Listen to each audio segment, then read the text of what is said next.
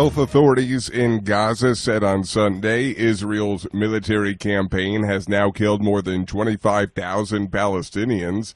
In the tent camps of southern Gaza, displaced Palestinians say it's difficult to find the medicine they need for their sick children. Dr. Emad Kabajeh works at European Hospital in Khan Yunis. He told Reuters they have around 1,000 illness cases daily, with access to hospitals difficult for parents. He says they lose children every day due to basic medicine shortages. The situation now critical as temperatures drop in the winter months. A lack of proper housing and heating means families will be vulnerable to cold and pneumonia. Reuters correspondent Sean Hogan, Israel launched its offensive in Gaza after U.S.-designated terrorist group Hamas's October 7th attack, in which Israeli officials say more than 1,200 Israelis and foreigners were killed and 240 taken hostage.